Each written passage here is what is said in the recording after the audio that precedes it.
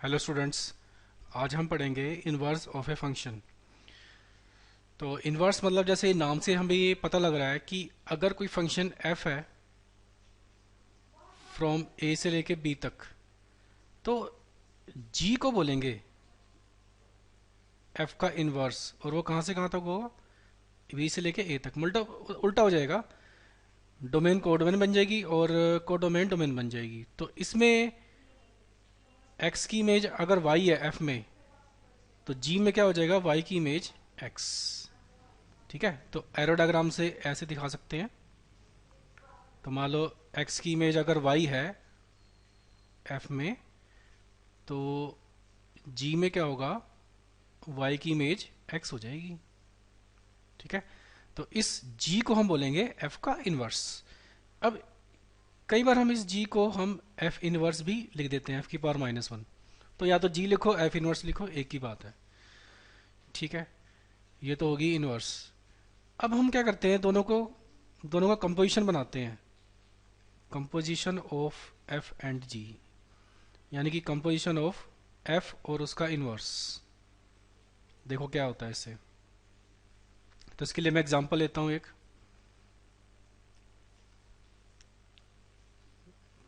हम लेते हैं कि एक एग्जांपल।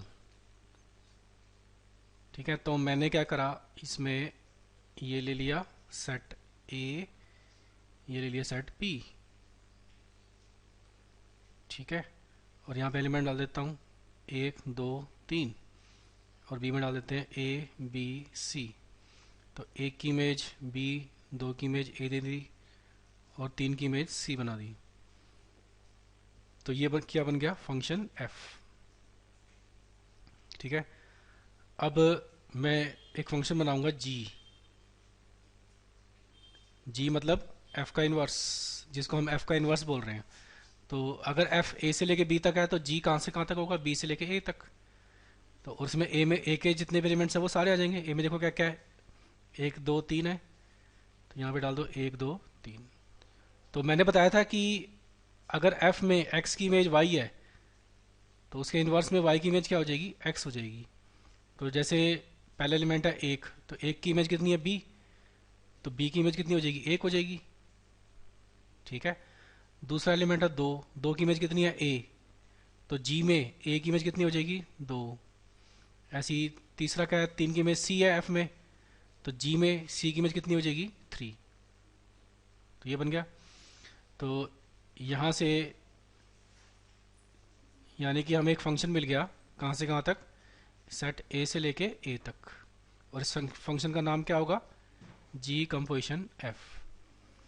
तो जी कंपोजिशन एफ एक सेट फंक्शन बन गया, सेट ए से लेके सेट ए तक। तो ए में क्या क्या है? 1 2 3। बी इधर भी 1 2 3। तो अब यहाँ से देखो। ठीक है, अब इसको मैं तुम्हें दिखाता हूँ। हाँ जी, यहाँ से देखो। ए की जो एफ है, एफ के अंदर ए की इमेज कितनी है? बी। और जी में बी की इमेज कितनी है? एक। तो मतलब एक ही इमेज क्या हो जाएगी? एक हो जाएगी। ठीक है, मतलब जी एक की इमेज क्या हो जाएगी इसमें? एक। ठीक है, इस तरह से नेक्स्ट देख सकते हैं। दो की इमेज कितनी है? ए। और ए की इमेज कितनी है? दो। तो दो की इमेज दो हो जाएगी। ऐसी तीन की इमेज तीन। इसका मतलब जो जी कंपोजिशन एफ है, वो कहाँ से कहाँ तक फंक्शन है? ए से लेके ए तक। और ये फंक्शन कैसा बन गया? Identity function. आइडेंटिटी फंक्शन क्यों? क्योंकि एक की इमेज एक आ रही है, दो की इमेज दो आ रही है, तीन की इमेज तीन। तो हम इसको ऐसे लिखेंगे, जी कंपोजिशन हमको कह सकते हैं आइडेंटिटी फंक्शन। और इसकी डोमेन क्या है? ए। तो जी कंपोजिशन एफ, यानी अगर जी एफ का इन्वर्स है, तो जी कंपोजिशन एफ क्या बन जाएगा? Identity function. क्लियर? तो अगर हम इसी तरह से अगर हम ये बनाएं,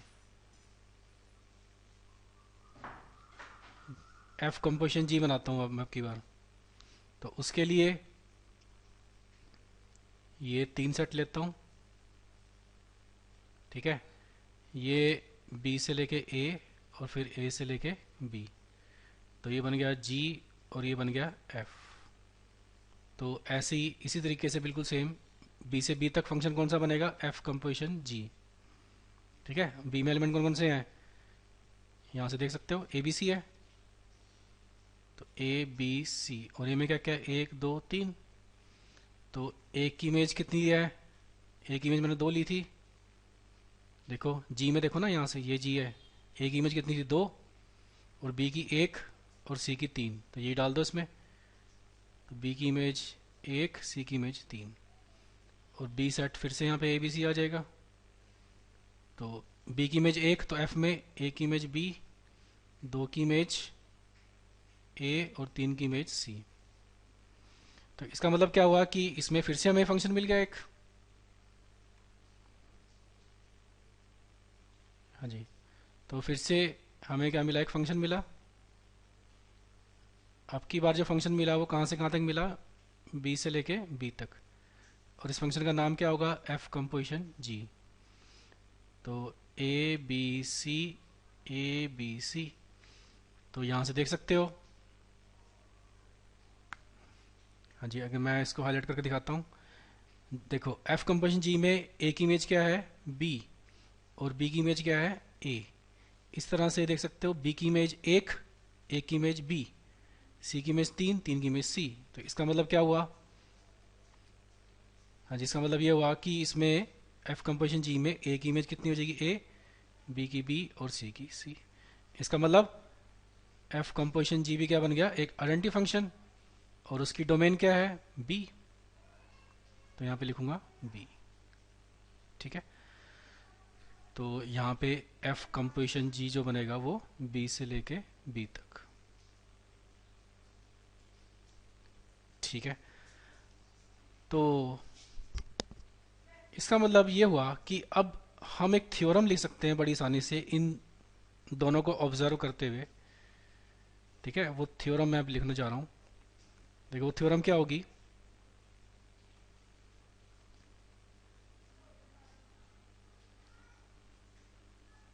हाँ जी, वो थ्योरम मैं लिख रहा हूँ यहाँ पे।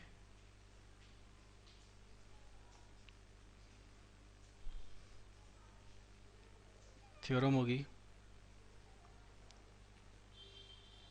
अगर एफ ए से लेके बी तक फंक्शन है, और जी जो है बी से लेके ए तक उसका इन्वर्स है, इज इन्वर्स,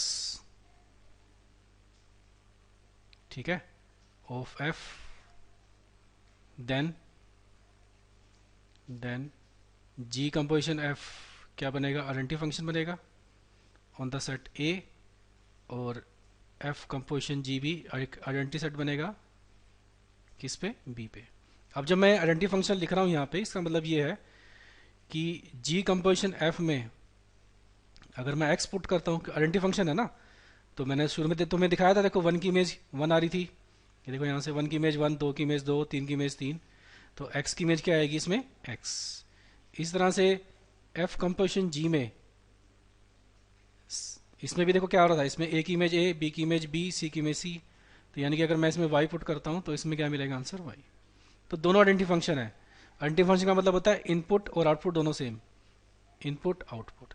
तो कहने का मतलब ये हुआ कि अगर एफ फंक्शन है और जी इसका इन्वर्स है, तो अगर हम दोनों को कंपोजिट फंक्शन बनाते हैं, यानी कि दोनों को कंपोजिशन बनाते हैं, तो एफ इनवर्स एफ कंपोजिशन जी बनेगा और जी कंपोजिशन एफ बनेगा। तो ये दोनों ही की दोनों फंक्शन कैसे बनेंगे, आइडेंटिटी फंक्शन। ठीक है, प्रोवाइडेड, शर्त ये होनी चाहिए कि एफ के साथ उसका इन्वर्स होना चाहिए, तभी दोनों की कंपोजिशन आइडेंटिटी फंक्शन बनेगी। तो ये थ्योरम है, ये थ्योरम हमने याद रखनी है, हम इनका क्वेश्चंस में यूज करेंगे। हाँ जी, अब आगे बढ़ते हैं। अब क्वेश्चन ये उठता है कि क्या सभी तरह के फंक्शन का इन्वर्स एग्जिस्ट करेगा, इसको देखते हैं। हाँ जी, क्वेश्चन ये है कि क्या सभी तरह के फंक्शन का इन्वर्स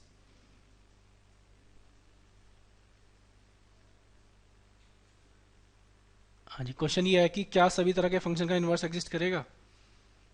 तो इसके लिए मैं देखता हूँ जरा, एक फंक्शन बनाता हूँ f from A to B. इसके लिए मैंने 1 2 3 ले लिया, यहाँ पे ले लिया ए और बी। एक की इमेज मैंने 1 डाल दी, और 2 की इमेज भी 1 डाल दी, और 3 की इमेज बी। तो क्या मैं यहाँ से बी से ए फंक्शन बना सकता हूँ? देखते हैं। जी फ्रॉम बी टू ए। तो बी में क्या आ जाएगा? अब की बार ए और बी। ए में क्या आ जाएगा? 1 2 3। तो अब मैंने तुम्हें समझाया था कि अगर एक्स की इमेज वाई है एफ में, तो उल्टा हो जाता है जी इनवर्स में, वाई की इमेज क्या हो जाएगी? एक्स। तो इसमें देखो, ए की जो इस क्वेश्चन में 1 की इमेज कितनी आ रही है? ए आ रही है, और 2 की इमेज भी ए आ रही है। तो इसका मतलब ए की इमेज तो फिर यहाँ से 2 बननी चाहिए, 1 बी और 2 बी। ठीक है, तो इसका मतलब अब ये तो फंक्शन की डेफिनेशन को सेटिस्फाई नहीं करता। फंक्शन में तो ए की इमेज एक ही होनी चाहिए। इसका मतलब फंक्शन का 1 1 होना बहुत जरूरी है। इनवर्स एग्जिस्ट करने के लिए 1 1 होना बहुत जरूरी है। अब आगे, अब मैं क्या करता हूँ, एक फंक्शन बनाता हूँ जो ऑन टू नहीं है। ये मैंने बनाया है f from A to B. अब मैं इसको ऑन टू नहीं रखता। 1 2 3, यहाँ पे मैंने डाल दिया ए बी सी और डी। तो एक की इमेज मैंने बी डाल दी, 2 की ए डाल दी, 3 की सी डाल दी। अब देखो यहाँ पे मैंने डी को छोड़ दिया, मतलब डी को मैंने किसी की इमेज नहीं बनाया। तो अगर मैं यहाँ से बी से ए फंक्शन बनाना चाहूँ, तो फिर से एक गड़बड़ हो जाएगी। देखो गड़बड़ क्या हो जाएगी? जब मैं यहाँ से बी में एलिमेंट डालूंगा ए बी सी डी, और यहाँ पे डालूंगा 1 2 3, तो यहाँ पे एक चीज़ ज़रा नोट करो। मैं इसकी इमेजेस बनाता हूँ। एक की इमेज कितनी है इसमें? बी। तो बी की इमेज कितनी हो जाएगी? 1। इसमें एक की इमेज कितनी है? बी। ये तो मैंने बना लिया। 2 की इमेज ए है, तो ए की इमेज 2 हो जाएगी। फिर 3 की इमेज इसमें सी है, तो सी की इमेज 3 हो जाएगी। अब रह गया ये डी। अब डी का क्या करूँ? तो डी तो किसी की इमेज ही नहीं है, इसका मतलब ये भी फंक्शन नहीं है। क्योंकि फंक्शन की डेफिनेशन कहती है कि सभी की डोमेन में सभी की इमेज होनी चाहिए, और सभी की एक ही इमेज होनी चाहिए। ठीक है, तो इसका मतलब ये हुआ कि इनवर्स एग्जिस्ट करने के लिए फंक्शन का ऑन टू होना भी जरूरी है। तो इन दो बातों से हमें एक चीज जो है समझ में आई कि अगर मुझे फंक्शन का इनवर्स अगर मुझे बनाना है, तो उसका 1 1 और ऑन टू होना दोनों ही जरूरी है। तो इन दोनों को ऑब्जर्व करते मैं यहाँ पे एक थ्योरम लिखता हूँ जो कि हमारे काम आने वाली है। वो ये है कि f is invertible, f from a to b is invertible.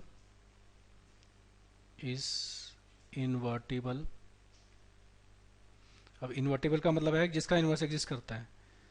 If and only if and only if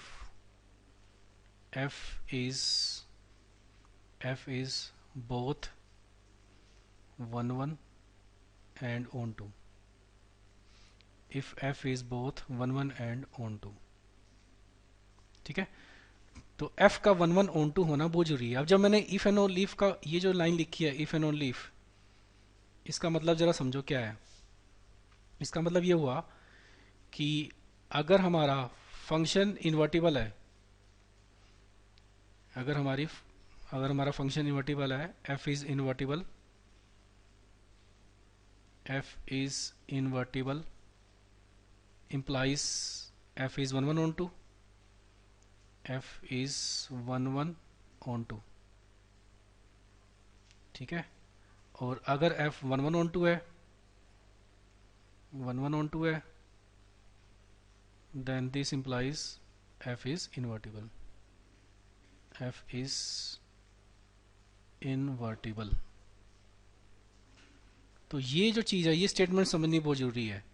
इसमें मैंने कहा कि अगर f इन्वर्टिबल है तो f का f 1 1 on 2 होना चाहिए, और अगर f 1 1 on 2 है और तो उसका इन्वर्स एग्जिस्ट करना चाहिए। ये थ्योरम मैं एक बार दोबारा से समझाता हूँ। देखो, अब इस थ्योरम को हम क्वेश्चन में कैसे यूज़ करेंगे। सबसे पहली स्टेटमेंट ये है, f is invertible implies f is one one and onto. मान लो क्वेश्चन में प्रूव करने को बोल दिया जाए कि prove that function is one one and onto, तो तुम क्या करोगे? हम शो कर देंगे फंक्शन इज इन्वर्टिबल, यानी कि फंक्शन का इन्वर्स एग्जिस्ट करता है। किसी तरीके से हम ये अगर शो कर पाते हैं तो ये तो अपने आप ही प्रूव हो जाएगा। ठीक है, ये तो एक बात होगी। मान लो किसी क्वेश्चन में ये दे दिया जाए कि prove that f is invertible, तो क्या करोगे? फिर हम शो करेंगे कि f is one one and onto. तो one one onto show करने से क्या होगा? फंक्शन इन्वर्टिबल, यानी कि उसका ये शो हो जाएगा कि उसका इनवर्स एग्जिस्ट करता है। क्लियर है? तो दो बातें जो हैं हमने हमने यहां से सीखी। दो बातें कौन कौन सी? कि अगर फंक्शन का इन्वर्स एग्जिस्ट करता है तो उसका वो एग्जिस्ट तभी करेगा जब वो दोनों के दोनों वन वन भी हो और ऑन टू भी हो। ठीक है, ये तो पहली बात होगी। दूसरी बात मैंने पहले बताई थी कि अगर जी एफ का इन्वर्स है तो एफ कंपोजिशन जी भी आइडेंटिटी फंक्शन होगा और जी कंपोजिशन एफ भी आइडेंटिटी फंक्शन होगा। तो ये दो चीज़ें जो हैं ये हमने थ्योरम्स जो हैं ये यूज़ करनी है क्वेश्चंस में। बट हम जो ज़्यादातर क्वेश्चंस में ये वाली थ्योरम यूज़ करेंगे जो मैंने तुम्हें भी कराई है कि function is invertible if and only if function is one one and onto. तो अब आ जाते हैं क्वेश्चन पे अपने। तो क्वेश्चन मैं शुरू करता हूँ। सबसे पहले मैं ये क्वेश्चन लेता हूँ। हमें सेट दिया हुआ है, let S is equal to 1 2 3 और f from S to S function दिया हुआ है। Check whether check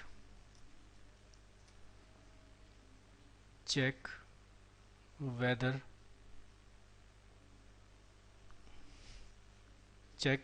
f is invertible or not, f is invertible or not। ठीक है, और अगर इन्वर्टिबल है तो हमें f इनवर्स भी निकालना है। If f is invertible, if f is invertible, यानी कि अगर उसका फंक्शन का इन्वर्स एग्जिस्ट करता है तो हमें f इनवर्स भी फाइंड आउट करना है। तो ये क्वेश्चन है हमारे पास, इसका सोल्यूशन देखते हैं कैसे करना है। सबसे पहला एक मैं यहाँ पे फंक्शन लेता हूँ। यहाँ पे जो s फंक्शन जो हमें दे रखा है ये दे रखा है, पहला 1,1, दूसरा 2,2 2,2 और तीसरा है 3,3। ठीक है, हमें पहले चेक करना है कि ये इन्वर्स एग्जिस्ट करता है कि नहीं करता। तो सबसे पहले मैं एफ इन्वर्स, इसको जी मान लो या फिर एफ मान लो, कुछ भी मान सकते हैं। तो एफ इन्वर्स में क्या होगा? उल्टा हो जाएगा, मतलब ये चीज़ इधर आ जाएगी और ये चीज़ उधर चली जाएगी। 1 की इमेज 1 है तो 1 की इमेज 1 ही रहेगी, यहाँ पे भी 2 की इमेज 2 ही रहेगी और यहाँ पे 3 की इमेज 3 रहेगी। ठीक है, तो ये हो गया, इसका इन्वर्स हो गया, तो ये आंसर आ गया। अब दूसरा, इसमें एक दूसरा पार्ट भी दे रखा है। तो पहला पार्ट हो गया इसका, दूसरा पार्ट हमें दे रखा है ये भी, इसका भी इन्वर्स निकालना अगर एग्जिस्ट करता है तो 1,2, दूसरा दे रखा है 2,1 और तीसरा दे रखा है 3,1। तो सबसे पहले तो हमें चेक करना होगा कि ये 1 1 ऑन टू है कि नहीं, तभी तो इन्वर्स एग्जिस्ट करेगा उसका। तो पहले चेक कर लेते हैं। फंक्शन है एस से लेके एस तक, एफ। अब एस में क्या क्या है? 1 2 3, उधर भी 1 2 3। तो इसके हिसाब से देखो, इसमें एक की इमेज कितनी है? 2, 2 की इमेज कितनी है? 1, 3 की इमेज कितनी है? 1। तो इसके हिसाब से कर देते हैं, 1 की इमेज 2 बना दो, 2 की इमेज 1 बना दो और 3 की इमेज भी 1 बना दो। तो मुझे बताओ क्या ये फंक्शन 1 1 है? नो। क्यों? इसमें देखो 1 की इमेज, इसमें 2 की इमेज भी 1 आ रही है, देख सकते हैं, और 3 की इमेज भी 1 आ रही है। तो दो अलग अलग एलिमेंट की एक इमेज आ गई, therefore function is not 1 1। Function is not 1 1, तो दिस इम्प्लाइज एफ इनवर्स यानी कि उसका इनवर्स डज नॉट एग्जिस्ट। हम लिख देंगे f inverse does not exist.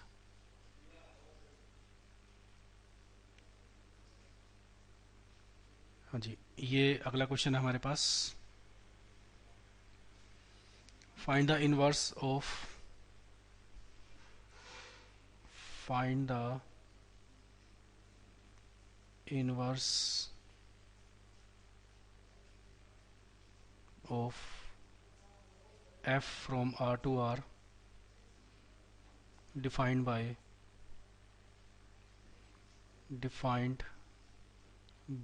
f of x is equal to x minus 7 x minus 7। तो कैसे करना है इसको? सबसे पहले तो इसमें ये देखो कि हमारे पास फंक्शन क्या है, f of x is equal to x minus 7 है, ठीक है। और सबसे पहले इन्वर्स एग्जिस्ट करने के लिए 1 1 ऑन 2 होना का जरूरी है, तो पहले हम इसको 1 1 चेक करेंगे। तो 1 1 के लिए f of x 1 equal to f of x 2, हाँ जी, एफ ऑफ एक्स 1 कितना आ जाएगा x1 माइनस 7 और x2 कितना आ जाएगा x2 माइनस 7। तो माइनस 7 से माइनस 7 कटा तो क्या मिल गया यहाँ से x1 is equal to x2। तो दिस इम्प्लाइज f इज 1 1, तो 1 1 तो हो गया। अब ऑन टू शो करना है इसको, तो ऑन टू के लिए क्या करना है, सबसे पहले ये जो एफ एक्स है उसकी जगह पे क्या रखेंगे, y रखेंगे। x माइनस 7, यहाँ से x निकाल लो, कितना आ गया y प्लस 7 हो गया। अब x कहाँ से है, डोमेन, डोमेन क्या दे रखी है देखो इस क्वेश्चन की, r, तो x बिलोंग्स टू r और को डोमेन क्या है r। अगर रेंज इक्वल टू को डोमेन आ जाती है तो हम कहते हैं कि फंक्शन इज ऑन टू। तो यहाँ से मैं x की वैल्यू पुट कर देता हूँ जो ऊपर से लिखी हुई है y plus 7 belongs to r। अब अगर मुझे इसकी को डोमेन को रेंज के इक्वल दिखाना है तो मतलब मुझे रेंज दिखानी है कि रेंज जो है वो क्या आ रही है इसकी r। तो रेंज r तभी आएगी जब y बिलोंग्स टू r होगा, तभी शो होगा। तो मतलब मुझे y को r दिखाना है। अब ये क्या एक रियल नंबर है, क्यों? क्योंकि x दोनों इक्वल है ना, x और y प्लस 7, ये देखो यहां से। तो x अगर r में है तो y प्लस 7 भी r में होगा। तो अगर मैं इस y प्लस 7 नंबर में माइनस 7 कर देता हूं तो भी r में इसी रहेगा। अगर किसी भी कोई भी रियल नंबर है उसमें से अगर मैं 7 माइनस भी कर देता हूं तो रियल नंबर ही तो रहेगा। तो यहाँ से प्लस 7 माइनस 7 कट गया, तो यहाँ से क्या आ गया, y बिलोंग्स टू r। तो इसका मतलब रेंज क्या आ जाएगी, range is equal to r which is equal to codomain, hence function is onto, hence function is onto, ठीक है। अब क्वेश्चन ये उठता है कि अब इसका इन्वर्स कैसे निकालें, इसमें हम इसका इन्वर्स कैसे निकालेंगे वो देखते हैं, ये बहुत जरूरी है हमारे पास, ठीक है। इन्वर्स निकालने के लिए देखो मैंने तुम्हें समझाया था कि f में x की इमेज क्या होती है, y, तो g में क्या होता है, y की इमेज x हो जाती है, यही तो होता है। तो हमने करना क्या है, g निकालने के लिए y की इमेज निकालनी है कि y की इमेज क्या होगी। तो मैं दोबारा से लिखता हूं, हमारा जो फंक्शन था वो क्या दे रखा था, f x is equal to x minus 7 लिखा हुआ था, ठीक है। तो एफ एक्स की जगह पे पहले y पुट कर दो, y कितना आ गया, x माइनस 7, ठीक है। अब हमको एक ये तो फार्मूला जो बना, ये फार्मूला है y का फार्मूला है, यानी कि मैं x कुछ भी पुट करता हूं तो हमारे पास y मिल जाता है। से अगर मैं इसमें देखो x को मैं अगर मैं 2 पुट करता हूं तो y कितना मिलेगा, यहाँ पुट कर दो x की जगह पे 2, तो 2 माइनस 7 कितना मिला, माइनस का 5। तो 2 की इमेज कितनी होगी इसमें, माइनस 5 होगी, क्लियर। अब मुझे एक ऐसा फार्मूला बनाना है जिसमें माइनस 5 की इमेज क्या बन जाए, 2 बन जाए, ठीक है, माइनस 5 की इमेज 2 बन जाए। तो इसके लिए क्या करता हूं मैं, यहाँ से x निकालता हूँ, x कितना आ जाएगा यहाँ से, y+7। ठीक है, अब देखो अगर मैं इसमें y की जगह -5 पुट करता हूँ तो x कितना मिल जाएगा, यहाँ पे -5 रखा, -5 + 7 कितना, 2। तो यानी कि इस फार्मूले से, ये जो नया फार्मूला मैंने बनाया उसमें क्या हो रहा है, -5 की इमेज हमें कितनी मिल रही है, 2। तो यही जो फार्मूला है, यही वाला, ये ही हमारा क्या है, इनवर्स का फार्मूला है। यही क्या है हमारा एक्स इनवर्स का फार्मूला। तो इसको हम कैसे लिखेंगे,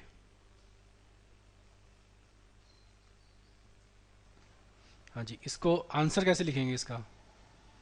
तो इसका आंसर के लिए देखो फार्मूला मैंने लिख ही दिया पहली। फार्मूला क्या आया था, x = y+7। तो बस आपने करना क्या है कि इस x की जगह पे gy लिख दो। तो ये जो है, ये जो बना ये फार्मूला, ये किसका बन गया, इनवर्स का।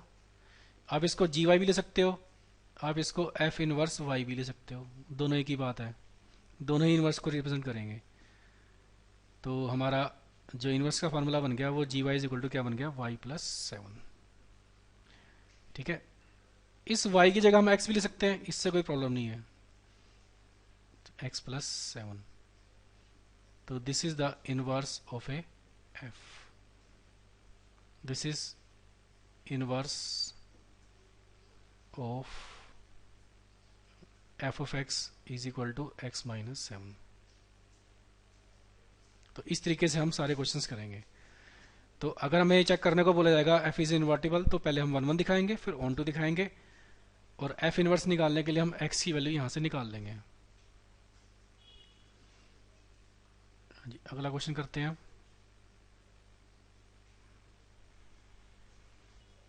f from R, let f from R-1 to R-1, R-1 to R-1 defined by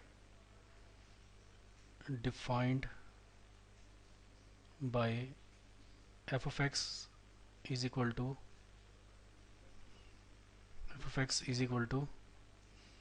x/x-1। ठीक है, और हमें शो करना है इस क्वेश्चन में, show that f inverse x is equal to f x, f inverse x is equal to f x. तो इस क्वेश्चन में हमने शो करना है कि f इनवर्स x का जो फार्मूला है और एफ एक्स का फार्मूला क्या है, दोनों सेम है।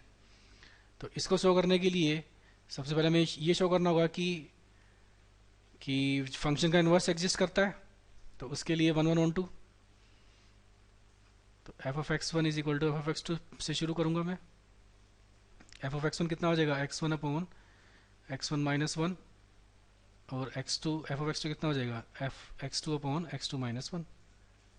क्रॉस मल्टीप्लाई कर दो, तो यहाँ पे क्या बन जाएगा, x1 x2 - x1 is equal to x2 x1 - x1। तो ये x1 x2 ये दोनों सेम है, कट जाएंगे, यहाँ पे आएगा x2,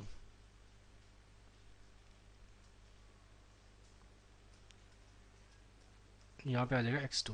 तो x1 से x12 से x12 कट गया, तो क्या मिला, -x1 is equal to -x2, ये भी कट गए दोनों, माइनस से माइनस, तो क्या मिला, x1 is equal to x2।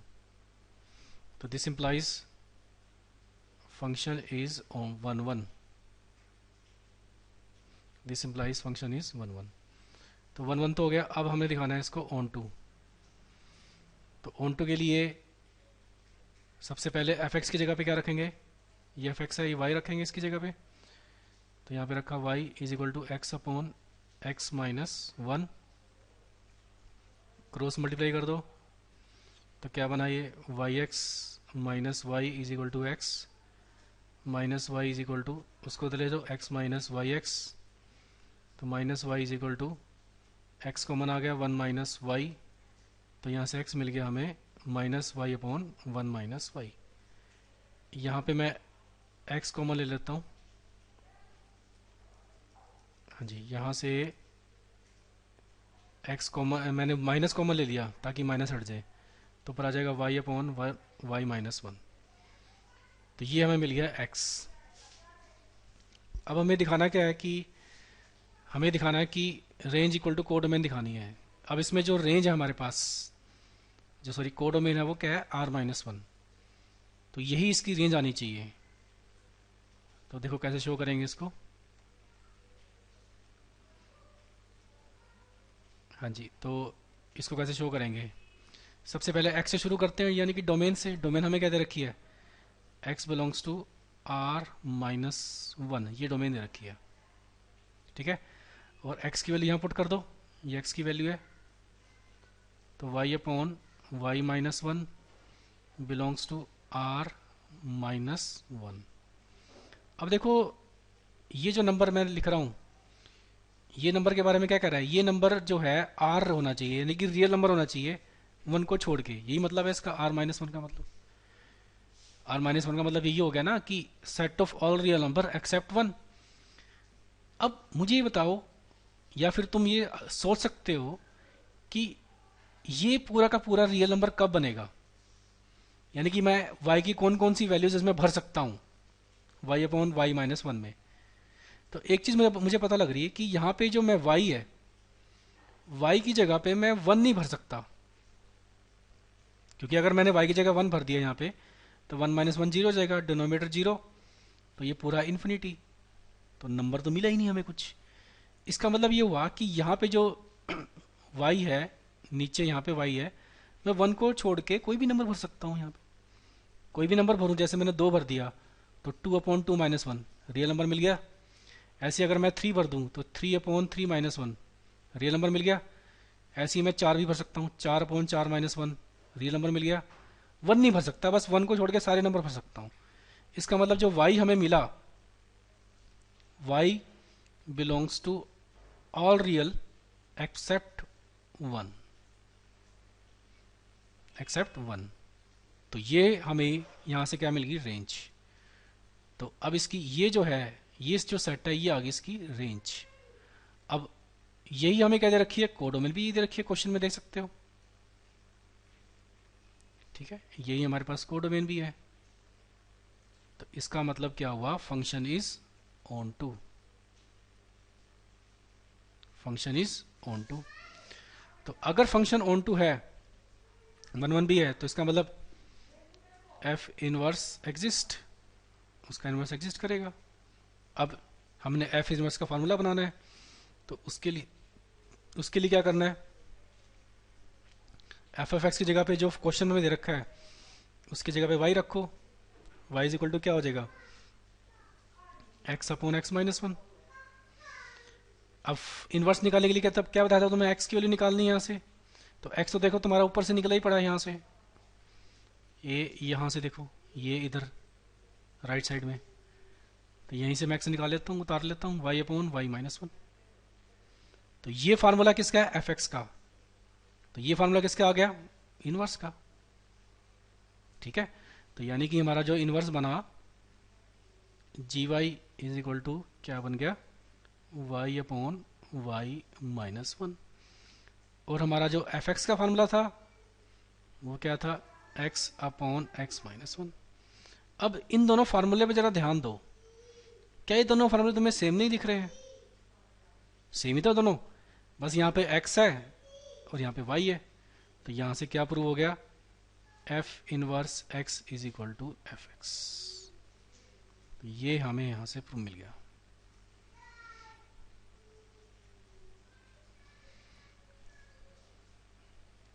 हाँ जी, अगला क्वेश्चन है,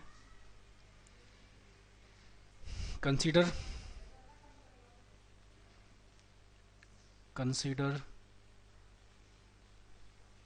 f from r plus 2 4 to infinity defined by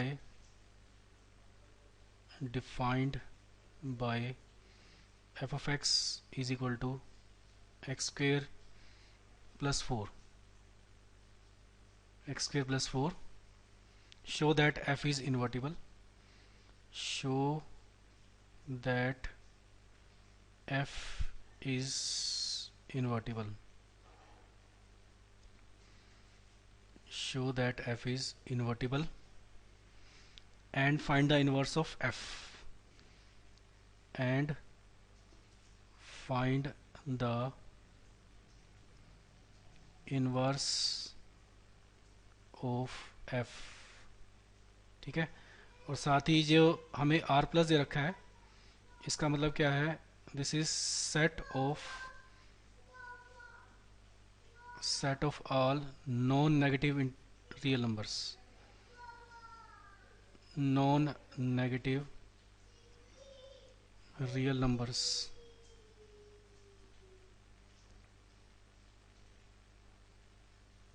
ठीक है,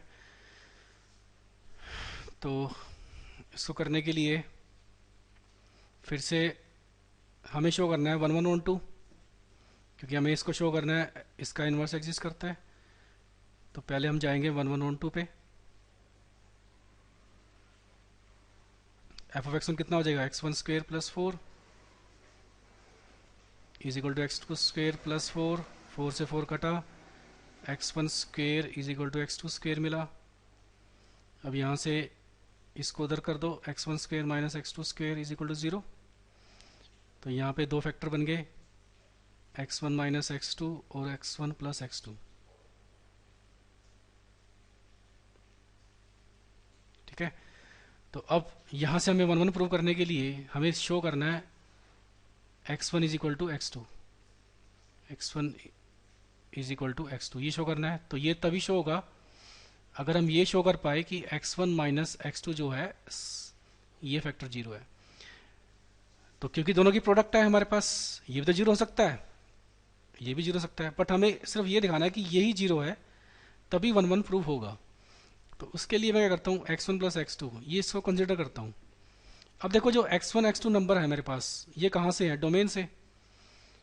अब डोमेन कैसे रखी है, देखो यहाँ से set of all non negative real numbers, set of all non negative real numbers. इसका मतलब क्या है, हमें सारे नंबर जो लेने हैं वो 0 या 0 से बड़े लेने हैं। तो x1 भी 0 या 0 से बड़ा है और x2 भी 0 या 0 से बड़ा है।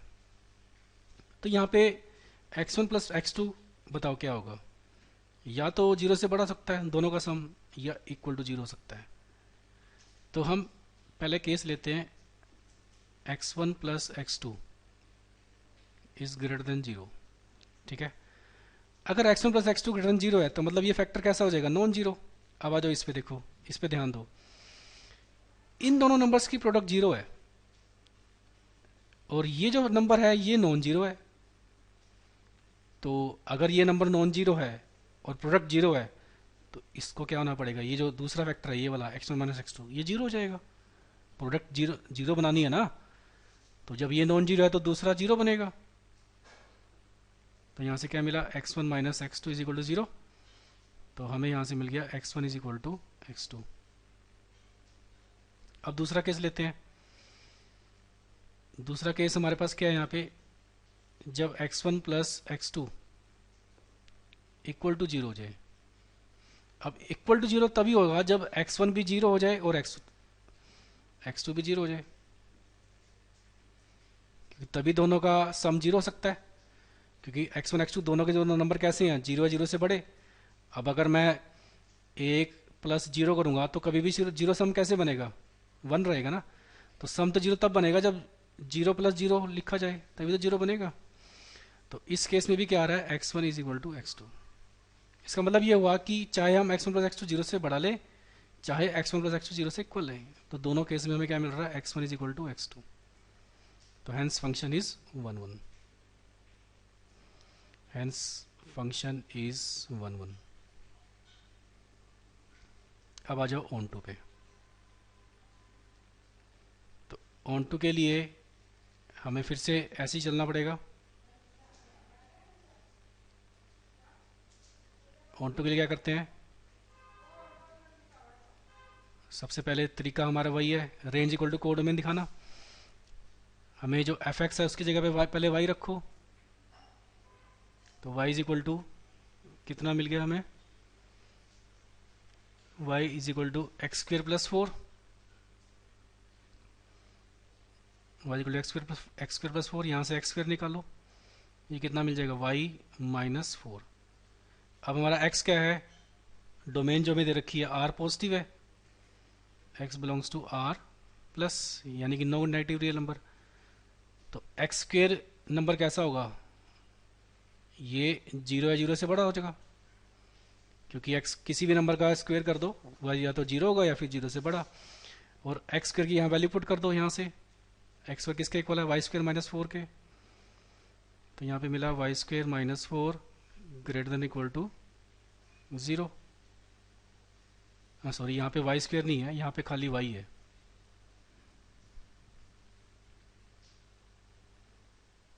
हाँ जी, तो यहाँ पे खाली, यहाँ पे तो एक्स स्क्वेयर था,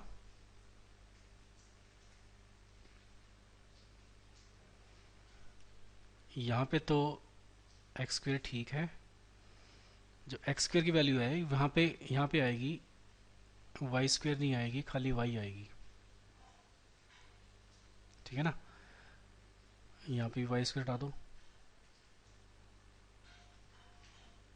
हाँ जी, तो हमारे पास एक्स स्क्वेयर की जो वैल्यू है, यहाँ से एक्स स्क्वेयर निकालूंगा तो वाई माइनस 4 बनेगा। तो एक्स स्क्वेयर की वैल्यू यहाँ पुट कर दी, y minus 4 greater than equal to 0, तो यहाँ से क्या मिला, y greater than equal to 4। तो यहाँ से जो हमें रेंज मिली, रेंज हमें क्या मिली, 4 से लेके इन्फिनिटी तक, ठीक है। और यही हमारी कोडोमेन भी है, क्वेश्चन में दे सकते हो, यही हमारी कोडोमेन है। इसका मतलब function is onto, f of x is onto. अब हमें इसका इन्वर्स निकालना है, तो इन्वर्स के लिए क्या निकालते हैं, एक्स निकालते हैं। अब एक्स तो हमारा यहीं से निकला पड़ा है, हाँ जी, यहाँ से हमारा एक्स तो निकला पड़ा है ना, देखो यहाँ से देखो, तो यहाँ से एक्स निकाल लेता हूँ, हो जाएगा प्लस माइनस वाई माइनस 4, क्योंकि यहाँ पे एक्स स्क्वेयर था ऊपर, ये देखो यहाँ पे एक्स स्क्वेयर था, इसलिए प्लस माइनस आया यहाँ पे। अब मुझे डिसाइड करना है या प्लस लूँ या माइनस लूँ, तो वो एक्स पे डिपेंड करेगा। अब देखो हमारी जो डोमेन थी, मैं यहाँ पे एफ लिख रहा हूँ, डोमेन क्या थी इसमें, आर प्लस, और जो कोडोमेन थी वो 4 से इन्फिनिटी। तो कोड डोमेन जो हमारी आर प्लस है, यानी कि 0 से बड़े नंबर, तो इसमें जो नेगेटिव साइन है वो रिजेक्ट हो जाएगा, ठीक है। तो ये मिल गया हमें फार्मूला, किसका मिल गया, इनवर्स का, यानी कि मैं इसको लिख सकता हूँ g y is equal to root y minus 4। तो ये हमारा हो गया इनवर्स, ठीक है। चाहे तो आप इसको y को x से भी रिप्लेस कर सकते हो, तो रूट x माइनस 4, तो दोनों चीज़ें दोनों ठीक है। तो इस तरीके से हम इनवर्स के क्वेश्चन कर सकते हैं, और बाकी क्वेश्चन आपने ट्राई करने हैं। थैंक्स।